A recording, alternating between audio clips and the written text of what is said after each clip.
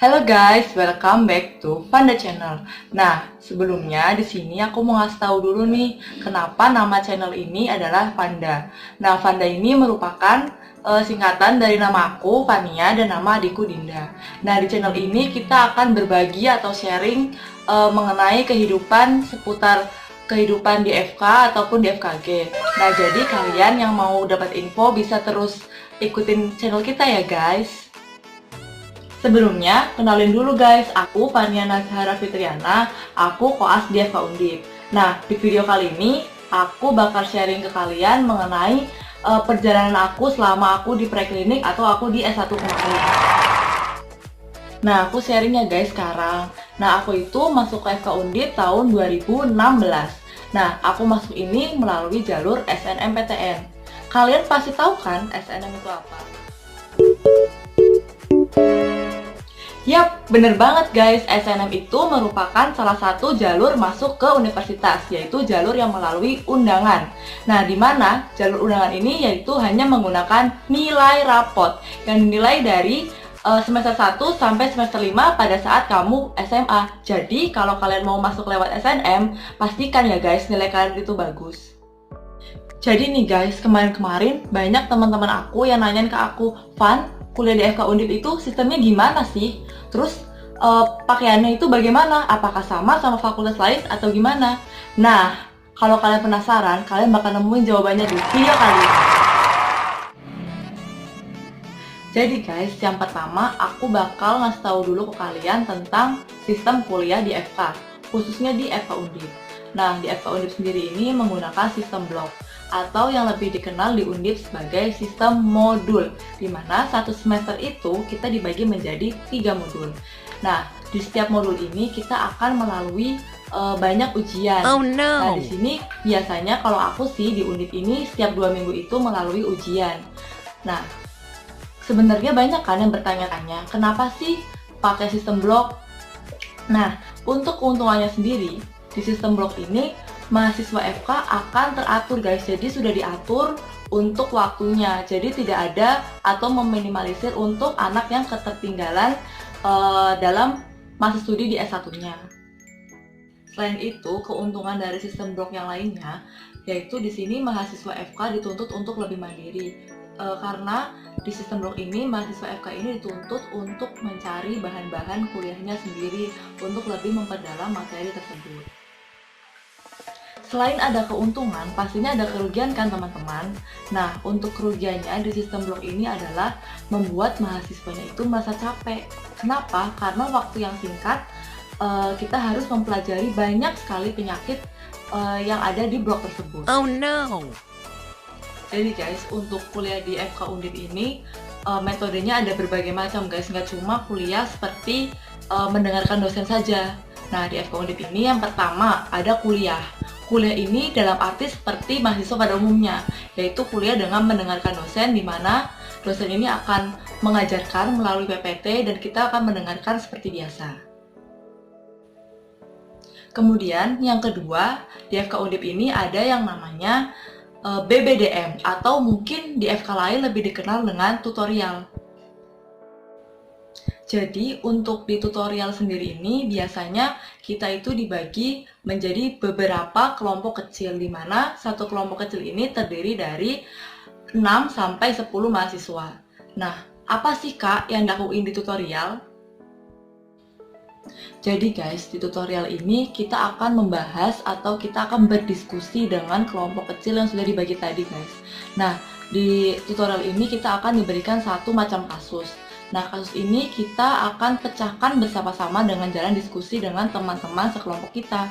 Dimana di tutorial ini kita akan membahas dari diagnosis penyakit tersebut, definisinya, kemudian penyebabnya, kemudian juga untuk tata cara penyembuhannya, dan juga untuk edukasinya. Istilahnya kayak belajar penyakit dari awal hingga akhir guys. Nah, pasti kalian bertanya-tanya lagi kan guys, lah Kak, kan cuma diskusi, gimana itu penilaiannya? Jadi, untuk penilaian di tutorial ini kita akan dinilai atau diamati oleh satu dosen yang akan memantau jalannya diskusi dari kelompok kita. Nah, untuk menilainya sendiri berdasarkan oleh keaktifan diri kita masing-masing. Jadi, semakin kita aktif, semakin bagus nilai kita. Nah, jadi untuk tutorial di FK Undip ini melakukan 2 kali dalam seminggu, di mana untuk pertemuan pertama yaitu dilakukan diskusi. Nah, di diskusi ini akhirnya kita akan menemukan sebuah rumusan masalah atau yang di Undip lebih dikenal dengan sasaran belajar. Nah, di mana sasaran belajar itu seperti PR guys. Jadi, setelah pertemuan pertama kita akan mendapatkan PR. Kemudian, PR yang sudah didapatkan di pertemuan pertama pada pertemuan kedua akan kita bahas bersama-sama, atau istilahnya kita akan menyamakan persepsi kita sehingga definisi, diagnosis, ataupun tata laksana dari penyakit tersebut sudah sama di dalam anggota dari satu kelompok kecil tersebut. Selanjutnya, untuk metode belajar di FK ada yang namanya praktikum. Nah, untuk praktikum ini di FK Undip sendiri hanya sampai dengan semester 4. Jadi, untuk semester 5 ke atas udah nggak ada praktikum, guys. Yang terakhir, untuk metode kuliah di FK Undip ini ada yang namanya Skill Lab atau lebih dikenal dengan KKD. Apa sih yang bakal kalian dapatkan di Skill Lab ini? Nah, di Skill Lab ini kalian bakal diajari atau diasah untuk keterampilan-keterampilan yang harus dimiliki dokter umum setelah lulus nanti. Pada KKD ini, kita akan diajarkan seperti mengukur tensi, kemudian mengukur suhu, dan melakukan pemeriksaan secara menyeluruh pada pasien kita. Di KKD ini, kita bisa melakukan pemeriksaan dengan teman kita, di mana teman kita ini nantinya akan menjadi pasien. Kemudian, selain itu, kita juga dapat melakukan pemeriksaan dengan menggunakan manekin. Di manekin ini kita bisa melakukan berbagai macam pemeriksaan. Kalau lagi KKD, kita harus benar-benar memanfaatkan waktu guys. Kenapa sih? Karena di KKD ini banyak sekali alat yang bisa kita gunakan. Jadi alat ini hanya keluar pada saat kita KKD.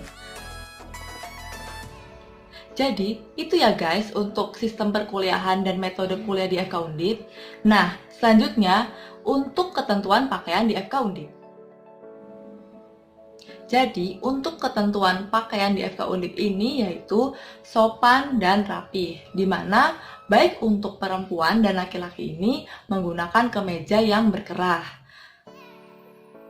Kemudian, untuk perempuan wajib menggunakan rok. Jadi, di FK Undip ini tidak boleh menggunakan celana, baik menggunakan celana kain maupun celana jeans. Nah, untuk laki-laki sendiri diwajibkan menggunakan celana panjang berbahan dasar kain, di mana tidak boleh menggunakan celana berbahan jeans. Selanjutnya, untuk ketentuan penggunaan sepatu. Nah, di FK Undip sendiri ini wajib menggunakan sepatu yang menutupi area-area jari-jari kaki, guys. Nah, jadi di sini bebas, kalian boleh menggunakan flat shoes, kemudian sport shoes seperti itu. Jadi guys, sekian dulu ya video dari aku. Semoga video ini bisa bermanfaat buat teman-teman sekalian, baik yang mau masuk FK ataupun sudah di FK. Tetap semangat ya guys. Jadi buat kalian yang masih penasaran atau pengen tahu kehidupan per FK-an, kalian bisa langsung guys DM ke IG aku, VNZHRA. Kalau kalian suka sama video aku, kalian bisa klik tombol like, komen, dan subscribe. Juga jangan lupa untuk share ke teman-teman kalian ya. Dadah, sampai jumpa lagi.